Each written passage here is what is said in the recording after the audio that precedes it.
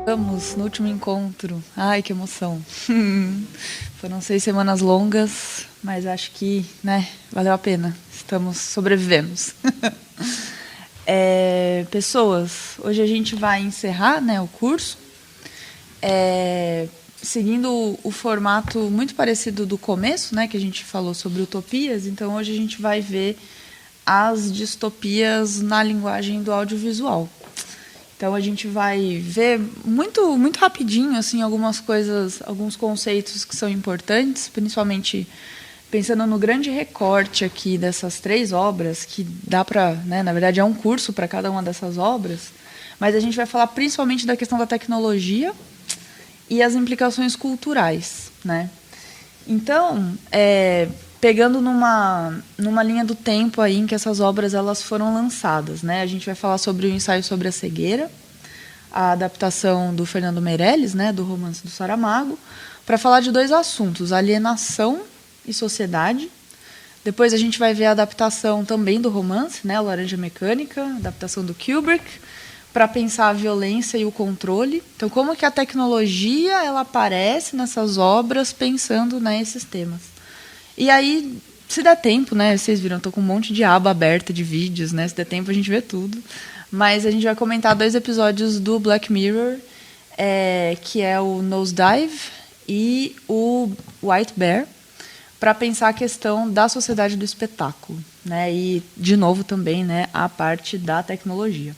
Obviamente, ninguém, né, é obrigado a ter visto nenhuma dessas obras e tudo mais, então vou fazer um apanhado, vou dar spoilers, né, enfim. Mas é justamente para a gente pegar esse último momento, né, essa fase final, essa última aula do curso, para amarrar, né, todos os assuntos que a gente começou a ver lá no início, né, quando a gente começou a falar sobre utopias, e fazer uma reflexão final, né, de obras bem assim recentes, né, contemporâneas, até o Laranja Mecânica, né, que é dos anos 70, mas isso entra, né, como contemporâneo.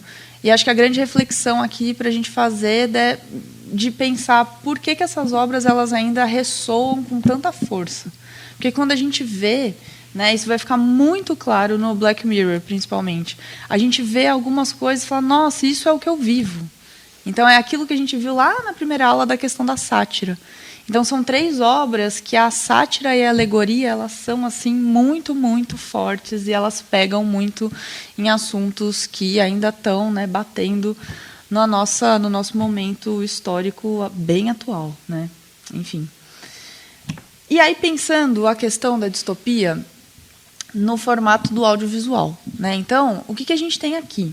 A linguagem do audiovisual, da mesma maneira que a gente teve nas obras utópicas, ela vai funcionar para contar essa história. Então, eu não tenho o texto, né?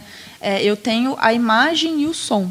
Então, a fotografia, a trilha sonora, o movimento de câmera, né, vão ser elementos aqui muito, muito importantes que, principalmente quando a gente fala de adaptações, né, no romance, no texto ou no roteiro, quando é só a narrativa escrita por si só, a gente tem ali algumas limitações e algumas possibilidades, e no audiovisual a gente tem algumas limitações e outras possibilidades, né? Então, muito do que a gente tem no nosso ambiente cultural, quando a gente pensa em distopia, está muito ligado com essa estética que o audiovisual, essa gramática, esse código que o audiovisual constrói, né? Então, é muito interessante perceber, principalmente na fotografia, isso fica assim, né, muito, muito evidente. Temos 1 bilhão de obras distópicas no cinema, nas séries, curta-metragem, longa-metragem, enfim, quadrinhos, enfim, né? Qual que é a grande questão aqui? Né? Como que é bacana e como que é interessante a gente navegar por essas obras todas, pensando principalmente em como que o tema da distopia, e se tudo desse errado, e se, né, imaginar o ponto de vista pessimista, isso atinge desde a Disney, com Wall-E, né, na Pixar, até algumas coisas mais assim, vistas como cult, oh meu Deus, vistas como cult e mais de nicho, como o V de Vingança, né? Mas a questão da estrutura, ela está aqui, né? Ela só vai sendo composta, ela vai sendo estruturada em tamanhos diferentes, né? Com algum foco em alguns temas, né? E, principalmente, o que pega muito, né, no começo dos anos 2000, são as distopias young adult, né, Divergente, Jogos Vorazes, Maze Runner, que é trazer esse debate, essa discussão da distopia para o universo jovem. Né? Então, o que seria, por exemplo, uma disputa entre classes sociais, isso passa a existir nas classes sociais e nos grupos dentro da escola. Então, a divisão em facções, o pertencimento, os estereótipos, isso aparece muito nas obras young adult. Né? E o formato da antologia e o formato da série funciona demais também. Né? O Black Mirror vai ser um exemplo de uma antologia que você não precisa assistir na ordem, mas eles meio que habitam o mesmo universo. Então, tem uma linha do tempo maior ali, que aqueles episódios eles compõem um universo maior. Né? Enfim. E também a gente vai ter muitas obras de ficção científica, né, que aí dialogam e se desdobram, né, nesse guarda-chuva grande que é a ficção especulativa. O que geralmente a gente observa nas distopias do audiovisual? Né? A preponderância, né, os motes narrativos principais de um controle de um governo. Então, sempre vai ter uma estrutura de um Estado autoritário, centralizado, seja na figura de um líder, seja na figura, né, de um partido, de uma polícia, alguma questão que representa o Estado, e esse Estado ele é violento, ele controla as pessoas. Muitas dessas obras vão falar da questão da destruição ambiental, né? Então, ver ali o pós-apocalíptico, né? A questão da extração excessiva de recursos, e agora o que fazemos? Né? O Filhos da Esperança é muito isso. Né? Ele tem um pouco do grande mote narrativo da natalidade, né? A expectativa de vida diminui, a natalidade não é mais natural. O que deve ser feito, então? Né? Onde que estão esses filhos da esperança também num futuro em que o meio ambiente está completamente, né, assolado, enfim, né, a questão, né, do clima, do tempo, temperaturas absurdas, a natureza e tudo mais. Né? Muito, muito comum, e é muito bacana perceber isso por conta da linguagem, quando a gente for ver algumas cenas, isso fica muito claro, em que é muito mais fácil mostrar esse controle acontecendo do que narrar o controle acontecendo. Então, eu mostro um personagem aqui, ó, na tela, e aí as coisas da tela vão aparecendo em volta. Né? Então, o controle tecnológico ele vai aparecer por meio da linguagem do audiovisual, pelo movimento de câmera, a gente vai ver um pouco isso, né? Pelo enfoque, pelo enquadramento, pelo tipo da fotografia, pela trilha sonora, né, e tudo mais. Então, também a questão da tecnologia ela vai aparecer com muita força. E são figuras, né, como é o ponto de vista distópico, ou seja, deu tudo errado. Então, a gente vai ter um personagem ou um grupo de personagens, uma classe de personagens que está tentando literalmente sobreviver e fazer o que é possível para sair vivo desse sistema tão opressor e tão violento. Né? Por conta disso, são personagens que perdem a sua individualidade. Né? Então, a gente percebe aquela estrutura muito parecida da distopia literária, a rotina. Então, a gente vai descobrindo como funciona pela repetição. Então, o começo ali da nossa montanha-russa da ambientação é bem ali a introdução do universo. Então, vão ser panoramas, né, movimentos de câmera mais amplos, para ter uma ideia de qual é a cidade, qual é o bairro, qual é o distrito, tal. E aí, a escolha, o foco na jornada de um personagem. E aí, esse personagem está completamente ali, né, num conflito interno, tanto com os valores daquela sociedade, quanto com ele mesmo, com outras figuras e tudo mais. E essa perda de individualidade tem muito a ver com a ausência de liberdades. Né? Então, a gente percebe o sofrimento, através do sofrimento do personagem, a gente percebe a opressão sistêmica. Né? Então, do menor, a gente vai para o maior e depois volta. Né? Enfim, isso aqui é um resumo, uma sistematização elementar da grande maioria das distopias. Faz sentido? Oi, pois não. Muito mais obras distópicas do que distópicas, né? Pelo menos assim, na minha bolha eu vejo É. Aham. Por que será? Ah, é uma coisa pra gente pensar junto. Por que tem mais distopias do que utopias? O que vocês acham? O que você acha do que você observa da bolha? Eu acho que a gente pensa mais pelo pior do que Eu conheço histórico das obras que, por exemplo, do século XIX para cá, houveram desgraças, guerras, né? Então isso influenciou bastante, né, nas obras que foram escritas. Uhum. Quem mais arrisca um palpite? Por que tem mais distopia do que utopia? Levantem as mãos, levantem as mãos, levantem as mãos. Fala. Mostra o que é realmente importante, o que é interessante. Né? E às vezes, aquilo não é importante, mas é interessante. Fica aquele duvidoso, né? Da coisa mercadológica, o que vai vender mais, talvez? Talvez. Talvez. Fala. mais fácil imaginar o fim do mundo que tudo capitalismo. As pessoas chegaram a ler a minha mente. Cadê o chip? Meu Deus. É mais fácil imaginar o mundo do que o fim do capitalismo. Eu gosto dessa hipótese. Quem mais? Quem mais? Oi, fala. A distopia ela está muito mais vinculada à história nossa, né? Que teve uma utopia, uma sociedade melhor e que não se realizou. Olha que interessante. Tá. O que mais? Mais algum palpite? Impressões? A gente não vive uma utopia. Uhum. Nunca viveu uma utopia. Uhum. Então é mais fácil você imaginar que vai continuar dando errado e até criticar. Uhum. Você, através da crítica, tentar fazer algo diferente. Uhum. Fazer as pessoas pensarem diferente para tentar mudar. Nenhum dos dois a gente vive. Nem a utopia, nem a distopia. Os dois são... Né? É. Sim, sim. Não é um ideal, sabe que não é um Mas crítica ao que a gente vive. é mais fácil a gente criar pela crítica do que criar do zero uma coisa que parece ser mais difícil de fazer, mais impossível, mais distante. Talvez, né? Não sei. Oi, fala.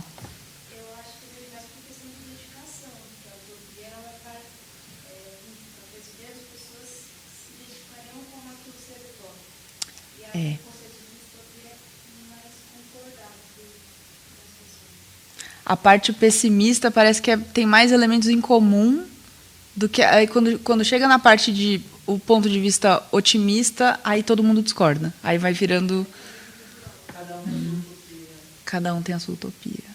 Olha só. Interessante. Uma coisa iconográfica da distopia, né? Que a própria cultura pop conseguiu explicar, mas é Uhum. uma coisa muito iconográfica, da destruição e tal. A utopia, ela já depende muito desse ponto de vista, né? Que nem o Miguel falou. O mundo utópico depende de onde você está falando. A utopia para um cara no hemisfério norte é totalmente diferente de uma utopia para a gente. Então, talvez essa iconografia que o pessoal de cinema conseguiu colocar para a distopia, ela seja muito mais forte, ela foi gravada mais em pensamento coletivo. Acho que a gente consegue juntar o que todo mundo falou. Tem o elemento histórico, né, de ser recorrente às crises sistêmicas. E como que é difícil, é mais fácil imaginar o fim do mundo do que o fim do capitalismo, e como que é difícil entrar em acordo. Como é difícil entrar em acordo. E para entrar em acordo requer empatia, requer condições materiais, requer tempo, requer acúmulo, ouvir o outro. Então parece que a utopia, ela, enfim, eu fico muito mais incomodada com obras utópicas do que distópicas de pensar, não vamos chegar nesse ponto. Nunca. Nunca. Mas é talvez porque também a distopia pareça estar mais próxima ou a gente até reconheça, né, uma coisa muito mais comum, Sim. até como hábito. Sim, Realmente. com A certeza. utopia, a questão não só da distância, Uhum. mas da impossibilidade. Sim. Talvez vocês falaram de depender do coletivo e individual é mais rápido, né? Uhum. Sim. Seja mais fácil, né? Mais É. próximo. Mais imediato, né? E na sociedade digital. Exatamente.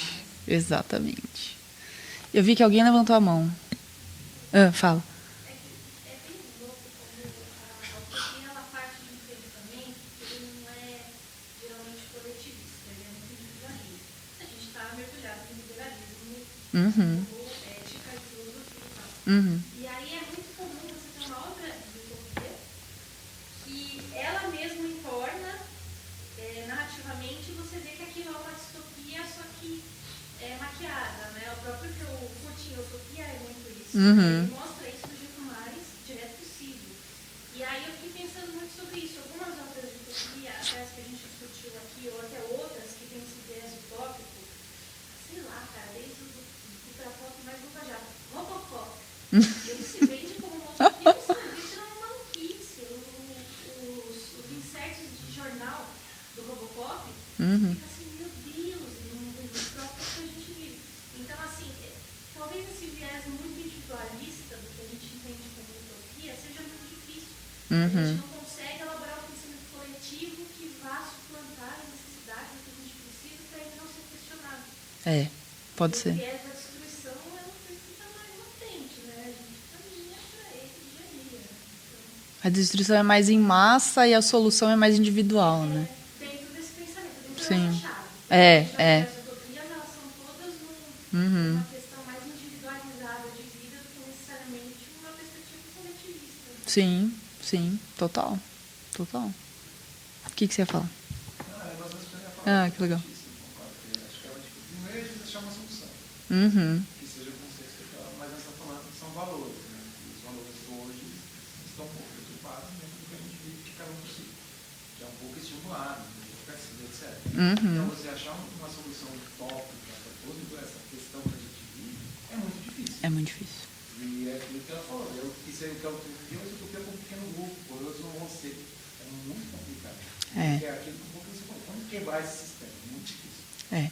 E não tem ninguém, nenhuma grande ideia, nenhuma grande solução. Nenhum grande sociólogo que tem a solução para isso. Não é uma solução, né? Quando a gente parte do princípio de ser uma só, a gente entra dentro de um mundo que é higienizado, só que ele não soluciona os problemas que ele mesmo se coloca. Ele só higieniza, ele cria uma estética utópica que são muito parecidas quando a gente fala de pensar da estética cinematográfica. Total. São os grandes prédios e a tecnologia, não sei o que você está vendo naquela maquiagem, uma grande bobagem que a gente só empurra para frente. Sim. E volta muito aquilo, já te passo. Volta muito aquilo que a gente viu do Platão. A solução está no mundo das ideias. Então vai vir de cima a solução. Talvez por isso que isso causa essa distância, né? Fala. Eu acho que a questão individual é assim, é um filtro que você quer criar para aquilo que é excessivo. Então, você não consegue criar esse filtro para aquilo que é excessivo. Aí talvez venha a distopia te ajudar a criar esses filtros para essa. Né? Então, quando entra nessa parte individual do coletivo, né, eu acho que entender esses ícones que estão filtrando, né? Pode ser. Sei lá, eu não sei como participar disso e deixar integral dentro dos estágios, né? A individualidade do coletivo. E aí não é à toa que na distopia os personagens não têm individualidade, né? Não é que um complementa o outro, né? Mas um é o outro lado da moeda do outro, né? Muito bem. Nossa, aí sim, hein? A questão da tecnologia. Quando a gente fala de tecnologia, não é só a tela, não é só o computador, né? Tecnologia, agora vocês já me conhecem, né? Que eu vou para o nome das palavras, a etimologia, etc. e tal. Olha que interessante. Grego técne, a arte e habilidade de astúcia das mãos. Então, quando a gente fala de tecnologia, são todos os instrumentos, as ferramentas criados pela humanidade para interferir na natureza, né? Técnica e métodos para produzir coisas. Então, vai desde a roda até um NFC, né? Então, a gente tem tecnologias que são processos, que são sistemas, que são ferramentas, que são equipamentos, e aí sim, né, depois dos anos 70, 80, a questão dos computadores, que aí fica um ladinho só da tecnologia. né? Mas isso é uma discussão longuíssima, né? Principalmente dentro do materialismo histórico, que é o conceito de trabalho. Ou seja, como que é a partir do trabalho, que é a extração de recursos para a sobrevivência, né? E a raça humana é a única que faz isso, né? A extração de recursos que produz coisas, mas não um animal que vai lá e colhe uma frutinha na árvore e se alimenta, né? Mas como que é essa interação, essa transformação do meio. E aí, a produção dessas ferramentas, a produção dessa tecnologia, na maioria das sociedades, principalmente aqui no caso da sociedade ocidental, europeia, norte-americana, hegemônica, essa interação que a gente tem com a natureza, ela tem um produto final, o lucro. Ela não é a interação com a natureza para que a gente viva bem, para que a gente se alimente bem, para que todo mundo tenha a mesma oportunidade, tal qual as suas necessidades. Não. Para que a gente trabalhe menos. Para que a gente distribua o tanto de recurso que a gente extrai de uma maneira igualitária. Não foi feito para isso. Foi feito para extração de recurso. E aí, quando a gente entra na questão da tecnologia mesmo, mais contemporânea, né, sem falar de roda e etc., mas a questão da tela, porque a tela ela vai ser uma metáfora, um símbolo, né, enfim, um elemento alegórico aqui muito forte nessas obras, é muito curioso como que isso se desdobra, né? Principalmente quando a gente vê os objetos físicos, a gente começa a assistir um filme que o objeto ele tem alguns referenciais do que a gente tem hoje de tela, mas ele extrapola já um pouco, né? É uma tela aqui, enfim, né? O touch da coisa, ele é, né, tipo Minority Report, né? As telas que vão, né, viram hologramas, viram projeções, né? Enfim.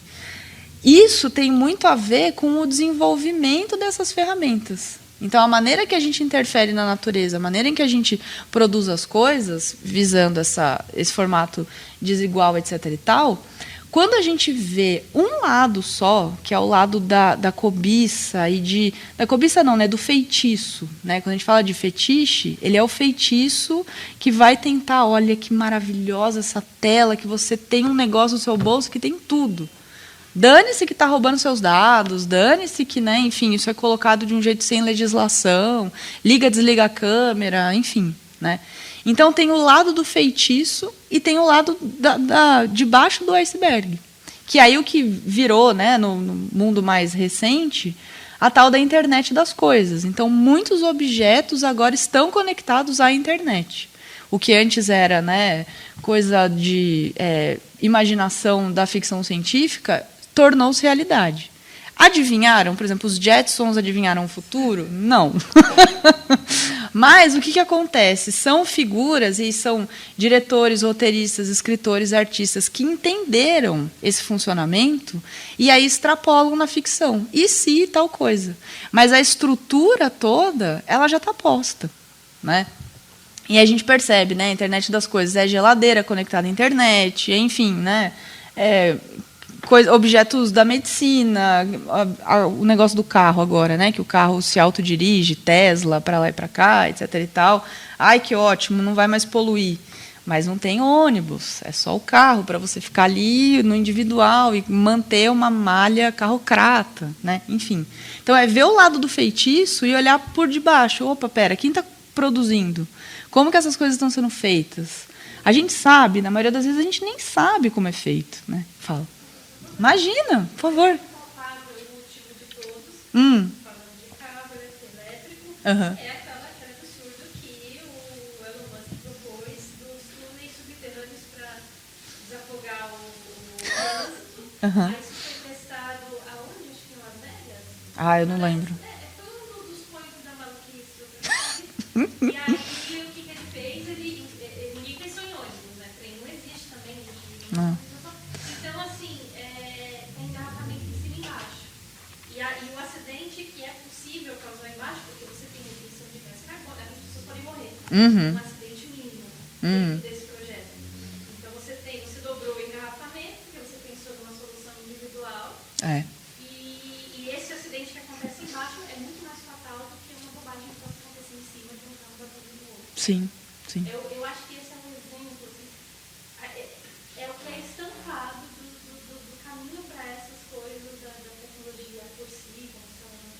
Uhum. Biologia. Exato. É. Aí você fala do evento, Não, imagina. Sim.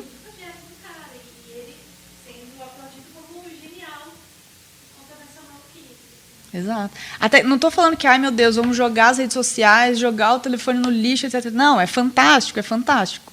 Mas o jeito que está sendo estruturado, o jeito que a gente usa, nossa, é um décimo do potencial que poderia ser, né? Enfim. Então, o que a gente tem? Né? Um avanço gigantesco. Fala, caramba, tá tudo aqui na minha mão, perfeito. Só que, então beleza, eu vou trabalhar agora, então, 2 horas por semana. Não vou, porque não tenho mais limite.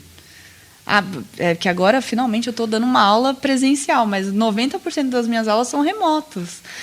Se não é a tela, não pago contas. É simples assim, né? Então, não tem mais o limite do pessoal e do público, né? Do seu indivíduo com o outro. Então, olha como que a gente percebe o feitiço, mas isso é tirado da gente, por isso que a gente vai falar de alienação. Isso vai causar mais trabalho do que realmente otimizar as questões todas. O famoso debate, né, que surge na ficção científica. E se os robôs tomarem conta e terem inteligência por conta própria, né, tem como chama aquela marca de robô? Boston, não sei o quê. Que é uns robôs que eles parecem uns cachorros, uns cavalos, um negócio surreal, assim. E você fala, nossa, caramba, o robô vai tomar conta. Não, mas não vai tomar conta, porque a ideia é que justamente tenha mais trabalho, tenha a obsolescência programada, que aquilo quebre para a gente comprar outro, etc. e tal. Então, não foi feito para otimizar. Foi feito para gerar mais trabalho ainda, para a gente não ter tempo livre, para a gente não conseguir se emancipar, para a gente não conseguir pensar as coisas de uma maneira mais democrática. Enfim. Faz sentido? E aí, essas obras todas, né, a tecnologia, geralmente ela exerce uma função primordial, que é o de controlar o protagonista, a protagonista, os cidadãos, a população, a massa. Né? Então, é através da tecnologia que um pequeno grupo, que uma elite, um partido, um líder, o que for, faz uso dessa tecnologia para controlar. Ou seja, a gente pode ter o controle que ele é de ordem estatal, e aí isso aparece com as proibições, os rituais, os procedimentos, como que as coisas são feitas ali naquela sociedade. Depois, esse controle ele alcança o nível privado. Então, como que o protagonista, ou a protagonista, né, enfim, exerce uma função de trabalho, que tipo de trabalho que se é um trabalhador braçal, se é um trabalhador intelectual, né, enfim.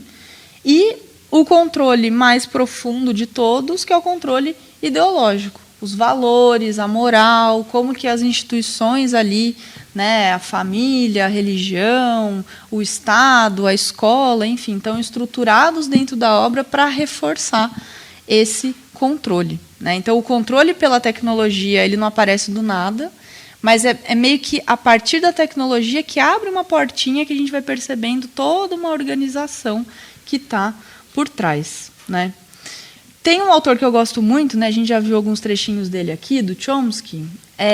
Tem uma entrevista que ele dá, né, entendendo o poder, o Chomsky indispensável. Eu não sei se isso está traduzido, mas ele vai, enfim, ele está analisando, né, uma conjuntura norte-americana, né, da questão da guerra ao terror e o controle, né, etc. E é muito interessante como que ele vai observar esse panorama do controle sendo exercido, principalmente de uma maneira hierarquizada, né, de cima para baixo.